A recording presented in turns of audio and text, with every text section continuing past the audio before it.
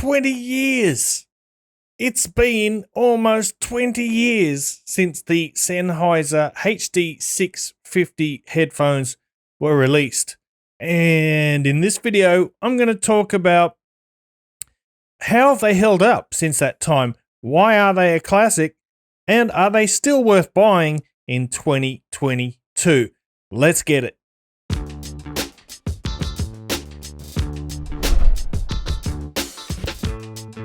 What's cracking, audio fans? It's David here from Prime Audio Reviews, and you might be wondering why I'm reviewing this old classic, the Sennheiser HD650. Well, I actually owned and loved a pair of these many years ago, but I foolishly decided to leave them in Australia when I moved to Thailand because my bags were already full and pretty heavy, and it was a decision I regretted a lot.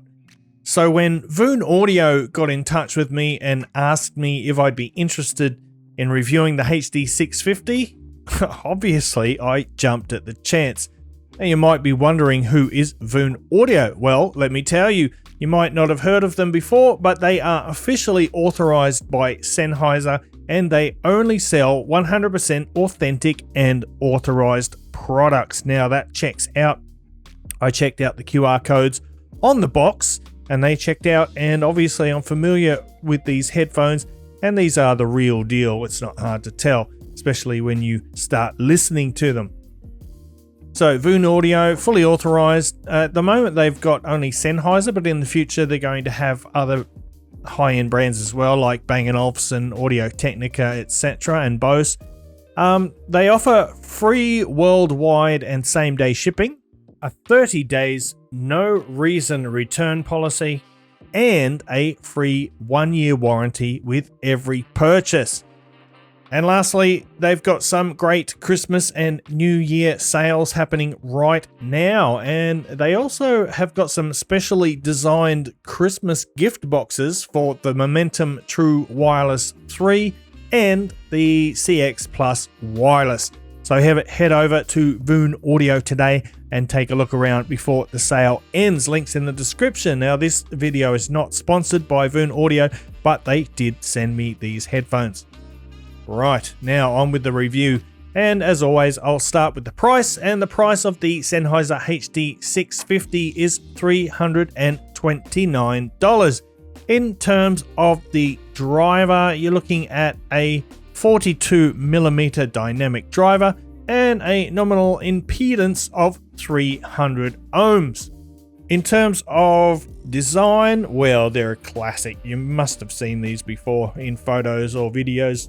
These are iconic. But once you get them in your hands, they are like the primarily plastic with the spring steel headband, but they feel fantastic. There's no creaking or rattling.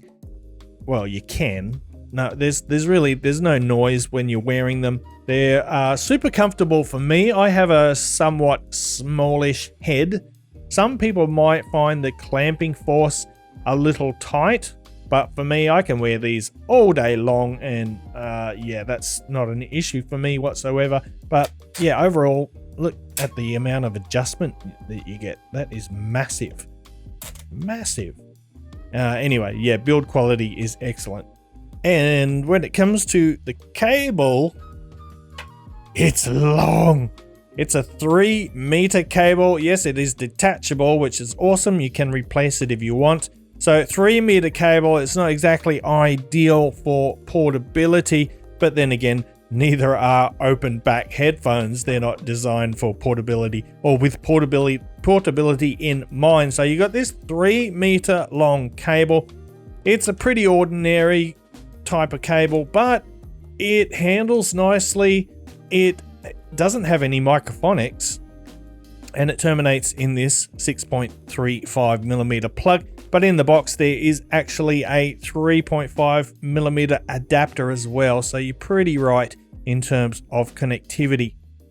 But now it's time to talk about how these sound, and the sound quality is where these headphones really shine. The bass is tight and well defined, while the mid-range and treble frequencies are clear and detailed. The overall sound signature is balanced and natural, making them suitable for a wide variety of music genres. The Sennheiser HD650 is a high quality over-ear headphone, but it does require a bit of power to deliver its full potential. And sorry for kicking the camera stand just now. So yeah, you will need a bit of power. These need some amplification to perform their best. So you can't plug these into a phone, for example, and expect the best performance they have to offer. You'll need, I would say, a powered amplifier. You can do it with a dongle DAC, some of the more powerful ones. It's not ideal, but it can be done, especially if you get a balanced cable. You could say that the HD650 is like a luxury sports car. It needs a bit more fuel to get going, but once it's up and running, it performs at a high level and it delivers a thrilling and rewarding experience. So you're going to need an amp or some cash to burn to buy one if you want to let loose their full power. Just be prepared for the ride. The HD650 can handle a lot of power and it's not afraid to show it. Now, the bass of the HD650 is like the strong, silent type. It doesn't necessarily grab your attention right away, but when it makes its presence known, it does so with authority. It's deep and powerful, with a tight and controlled quality that's like a well-trained athlete. No wasted energy or unnecessary movement, just focused and precise. It's not the type of bass that will shake your walls or rattle your teeth, but it has a solid and impactful presence that adds weight and substance to the overall sound. So you could say that the bass of the HD650 is like a reliable best friend. It's always there for you, ready to lend a helping hand or offer support when you need it. And just like a good friend, the bass of the HD650 knows how to listen and adapt to different situations. It can be subtle and understated when needed, or turn up the intensity when the music calls for it. Now onto the mid-range, and these have a mid-range that is like the perfect middle child. Not quite as flashy as the bass or the treble, but it still manages to hold its own and shine in its own way, in a big way I should say. It's clear and detailed with a warm and smooth quality that is like a comforting hug for your ears. It's not too forward or aggressive, but still manages to bring out the nuances and subtleties in vocals and instruments. You could say that it's the peacemaker of the frequency spectrum, bringing balance and harmony to the overall sound. It's like that one friend who always manages to diffuse tension and bring people together. A valuable asset to have around. Now, you might have heard of the Sennheiser HD 6XX Veil. I wouldn't personally call the mid-range veiled, not in the least, but it is somewhat, it's very smooth. It's not the most detailed sound, but it is just very natural and it's very neutral as well. There's no coloration to it, so it's a very accurate headphone. And if you're not used to that full neutrality, it can sound a little bit flat at first until you get used to it. Then we've got the treble, and this is a headphone that's known for its warm and smooth sound, with a balanced and natural presentation of the bass, the mid-range, and the treble frequencies. I would describe the treble of the HD650 as smooth and detailed, with a good amount of clarity and sparkle. It's not overly bright, and it's certainly not harsh, but it still manages to add some shimmer and shine to the overall sound. You could say that the treble of the HD650 is like the cherry on top of a delicious sundae. It adds a touch of sweetness and excitement to the mix without overwhelming the other flavors. But don't underestimate the treble. It may not grab the attention in the same way as the other frequencies, but it's an important part of the puzzle and helps to create a cohesive and well-rounded sound. Finally, we've got the soundstage and technical performance. One of the things I love about the HD650 is the expansive soundstage. The headphones have a great sense of space, making it feel like you're listening to music in a well-tuned room rather than just through a pair of headphones. The imaging is also excellent, with instruments and vocals being placed in a very precise and lifelike manner.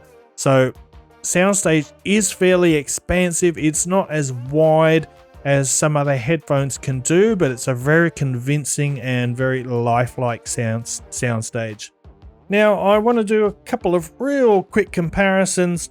First, we've got a new kid on the block, and this is the Moondrop Void. This is the V2 or Mark II version. It's the new one that they've released. The first one got sort of put on hold, and they went back to the drawing board, so to speak, and they made some changes. This is the new one. I think this retails for $200. Don't quote me on that. If I'm wrong, let me know in the comments below. I think it's $200. And I've got to say, comparatively, the Void does pretty good. It does pretty good next to the HD650s here. There are a couple of changes. I would say the bass on the Void here is just ever so slightly less than it is on the Sennheiser, but they both have fairly similar bass qualities. They're both fast, have slightly more mid-bass than sub-bass presence. The sub-bass notes can be clearly heard. You can get a bit of a rumble, but it's not a big, powerful, really super heavy rumble. So bass heads might not be satisfied with either of these, but for most listeners, I think there's more than enough weight and authority in the bass. When it comes to the mid-range, this is where the Void does really well. It has a little bit more clarity in the mids than the Sennheiser. Still nice and warm and fairly natural. I'd say that HD650 overall just still sounds a little bit more natural, but these ones have got better clarity in the mids and perhaps just a slightly bit more detail as well. And then in terms of treble, they're pretty hard to differentiate. They're pretty much similar in terms of treble. Both have a slightly warm, a neutral and non-fatiguing treble. In terms of soundstage, the Void here might be just a tad wider, but it doesn't really translate into a more holographic or precise soundstage. They both do a great job at it, both open back, so take that as you will. And finally, I want to look at this old warhorse classic as well, the Beyerdynamic DT990 Pro. Fixed cable, so that's a bit of a bummer, but it is one of my favorite cables of all time. Absolutely love this cable. I really do. It's so good. But back to the sound now. I'll start with the comfort. I forgot to mention the Void. It looks a bit plasticky. It feels a bit plasticky, but the build quality is nice, and the comfort is actually pretty good. The ear cups aren't as plush and soft as the velour here, but it's got less clamping force. And similarly with the Beyerdynamic here, a little bit less clamping force, super soft ear pads. I would say this one is a bit more comfortable than the HD650. Not quite as stable in terms of fit, but super comfortable. Anyway, as far as the sound goes, the DT990 Pro is more V-shaped basically, so it's got more bass, it's got more bass impact and authority. It's got more treble energy as well, a bit too much treble for some people's preferences.